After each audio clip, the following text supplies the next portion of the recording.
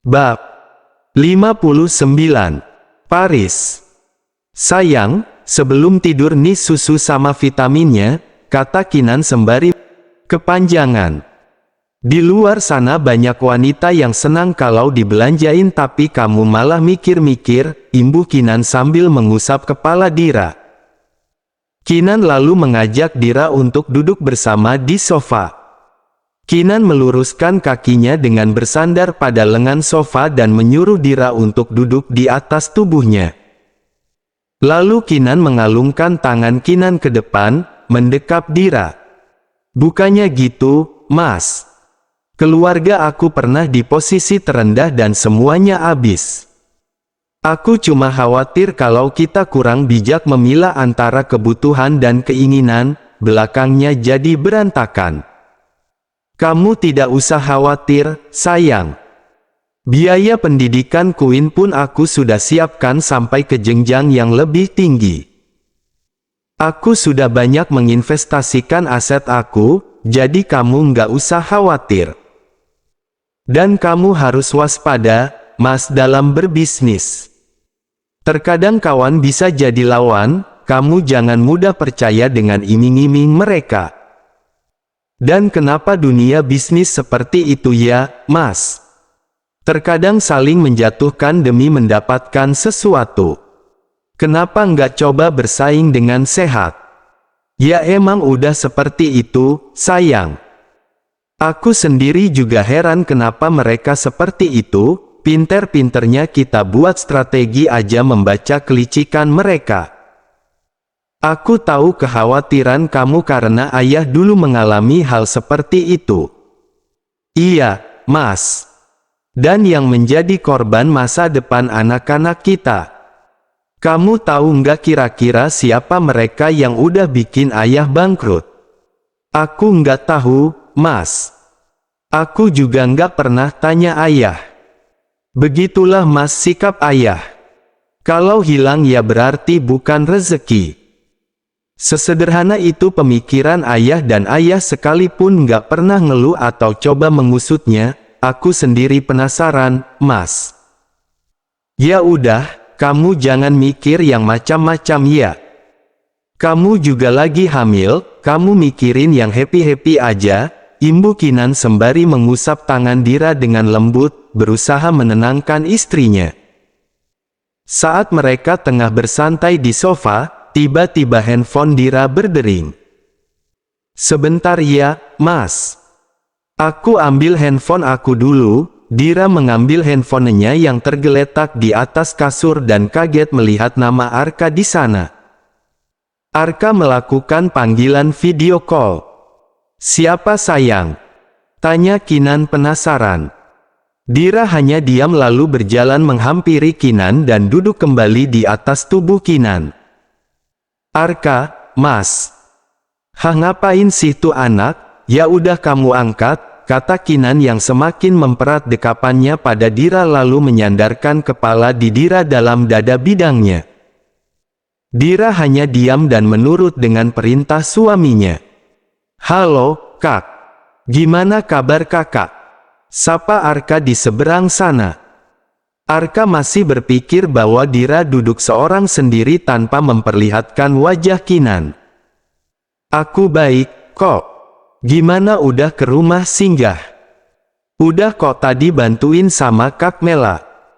Kakak belum tidur, pasti di sana masih jam 12 malam ya, kalau di sini udah jam 5 pagi. Udah tahu jam 12 malam malah kamu ganggu, sahut Kinan yang merebut handphone Dira. Ada Kak Kinan. Sorry, Kak, jadi ganggu. Kata Arka nyengir. Iyalah ganggu banget, ketus Kinan. Maaf ya, Kak Ken. Aku mau tanya sesuatu sama Kak Dira boleh? Udah ngomong aja sama aku, Dira juga denger kok, sahut Kinan. Dira sesekali mencubit perut Kinan supaya bersikap baik pada Arka. Oke baiklah. Kak, tadi aku di rumah singgah lihat foto kakak waktu masih kecil dan saat itu kakak pakai sweater warna biru, bagus banget deh Kak. Beli di mana ya, Kak? Aku mau beli juga buat keponakan aku, kata Arka yang berbohong. Oh, itu dikasih sama perancang busana ternama Arka, itu hadiah ulang tahun aku. Jadi nggak mungkin diperjualbelikan karena hanya ada satu, sahut Dira yang kini merebut handphonenya dari tangan Kinan. Emang siapa kak desainernya? Aku mau juga dibuatin, celetuk Arka. Itu dari Michael Wong, Arka. Itu udah lama banget, aku aja lupa kalau punya sweater itu dan yang aku dengar Michael Wong udah meninggal karena jatuh sakit. Aku lupa juga sih, udah lama banget. Cerita Dira yang membuat Arka seketika lemas dan mengakhiri sambungan video call-nya dengan tiba-tiba. Nggak sopan banget, masak tiba-tiba dimatiin gitu aja, sahut Kinan. Mungkin kepencet, Mas. Ya udah lebih baik kita tidur sayang. Iya, suamiku. Setelah mendapat penjelasan dari Dira, Arka terduduk lemas di kamarnya. Sebenarnya aku ini siapa? Siapa orang tua aku? Teriak Arka dengan segala perasaan sedih dan kecewa yang berada dalam benaknya. Aili yang pagi itu sudah sampai di depan pintu rumah Arka, mendengar Arka berteriak. Merasa khawatir, Aili segera masuk ke dalam lalu mendapati Arka yang terduduk sembari memeluk kedua kakinya. Arka, kamu kenapa? Ada apa sebenarnya? Ucap Aili sambil memegang pundak Arka. Namun Arka tetap menunduk dalam tangisnya. Aili lalu membenamkan kepala Arka dalam pelukannya. Aili menepuk punggung Arka berusaha memahami apa yang sedang ia rasakan. Tanda hubung, tanda hubung, tanda hubung. Di kantor, Jerry begitu sibuk karena merangkap dua pekerjaan sekaligus. Sesekali Pak Salim datang untuk mengontrol kantor. Jam makan siang, Jerry memutuskan untuk menemui Mela dan makan siang bersama di kafe Dira. Kini mereka tengah duduk berdua sembari menikmati makan siangnya. Mas, gimana pekerjaan kamu di kantor? Baik kok, Mel. Oh ya, besok kita fitting baju pengantin ya. Kita langsung aja ke butiknya Joy. Aku itu ya, Mas.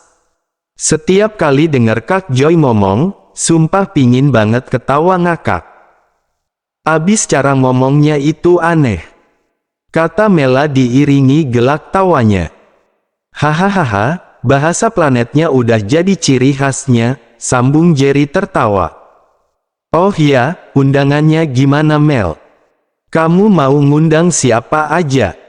Teman-teman kafe aja, Mas. Mas terus siapa wali nikah aku? Siapa yang bakal menikahkan aku? Kata Mela tertunduk sedih. Mel, kan ada wali hakim. Kamu jangan sedih ya, sekalian kita abis ini atau besok bisa menemui Pak D sama Bu D kamu untuk minta restu, sambung Jerry sambil menggenggam tangan Mela. Iya, Mas. Walau bagaimanapun mereka tetap keluargaku. Aku udah ikhlasin semua yang mereka ambil. Tapi Mas Jerry yakin benar-benar akan menikahi aku. Kita kenal juga baru sebentar. Ditambah Pak D dan Bu D orangnya seperti itu. Iya, Mel.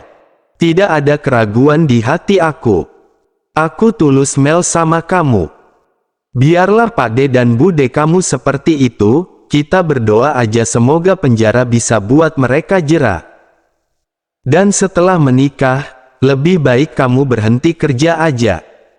Kamu bisa bantuin mama untuk mengurus usaha cateringnya, kata Jerry sambil mengusap air mata Mela yang menetes di pipinya. Terima kasih ya, Mas.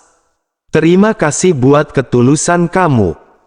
Aku ini hanya gadis miskin dan yatim piatu sama sekali tidak pernah terpikirkan untuk mendapatkan seseorang seperti Mas Jerry. Set, udah nggak usah ngomong gitu. Cinta itu saling memberi dan menerima, Mel.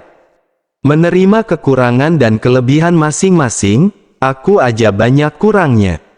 Udah ya, jangan sedih. Mela lalu tersenyum mendengar apa yang Jerry katakan. Dirinya sungguh beruntung mendapatkan Jerry. Oh ya, Mas. Kemarin aku ketemu sama Arka di rumah singgah, terus dia tanya-tanya tentang Dira dan Pak Kinan, kata Mela yang mengubah topik pembicaraan. Terus apa lagi yang dia tanyakan, Mel? Ya itu aja sih, Mas.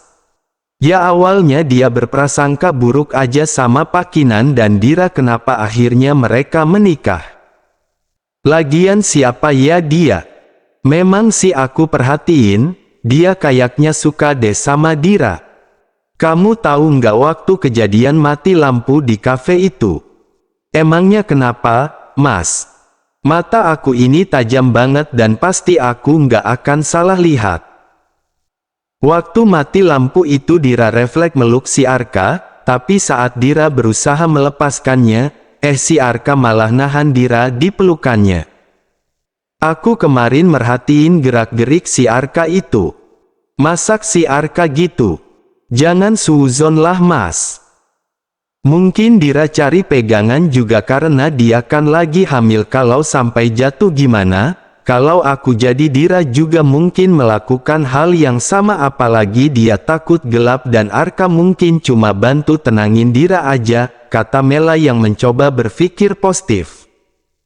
Iya, kalau Dira aku benar-benar paham, tapi si Arka.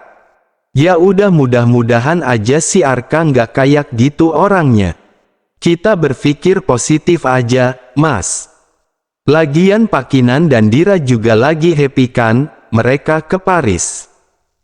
Iya, apa kabar si bos? Aku juga kangen sama dia. Aku nggak berani hubungi dia, kalau nggak ada yang mendesak. Bisa-bisa aku dipecat karena dianggap ganggu. Sama, Mas.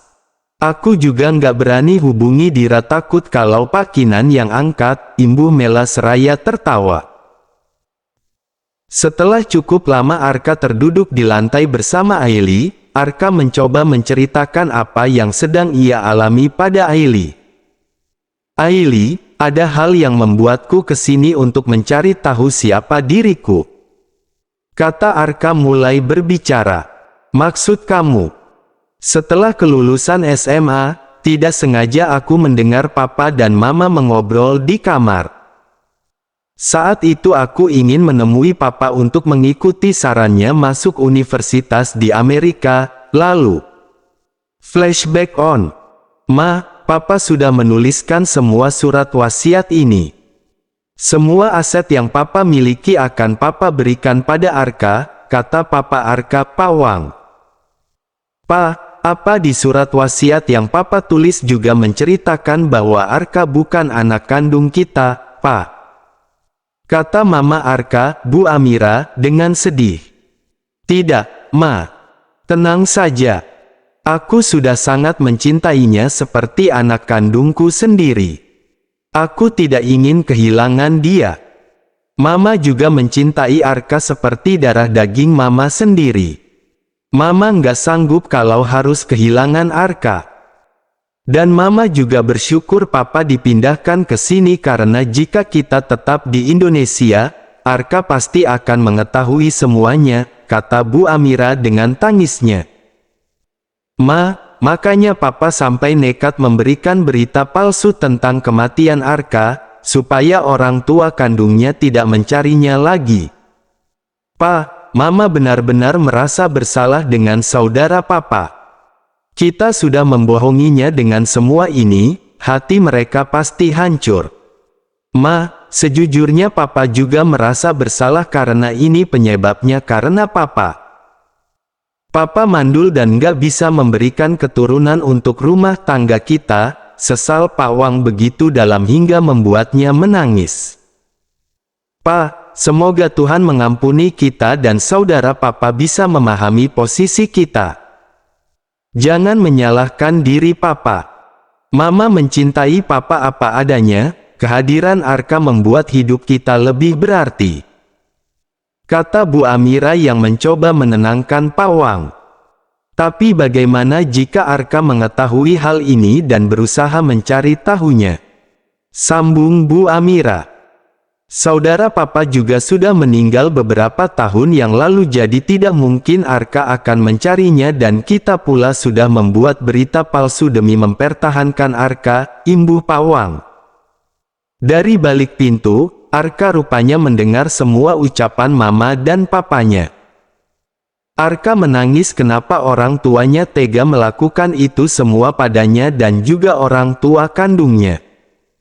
Arka segera pergi ke kamarnya dan mencari ide apa yang akan ia lakukan selanjutnya.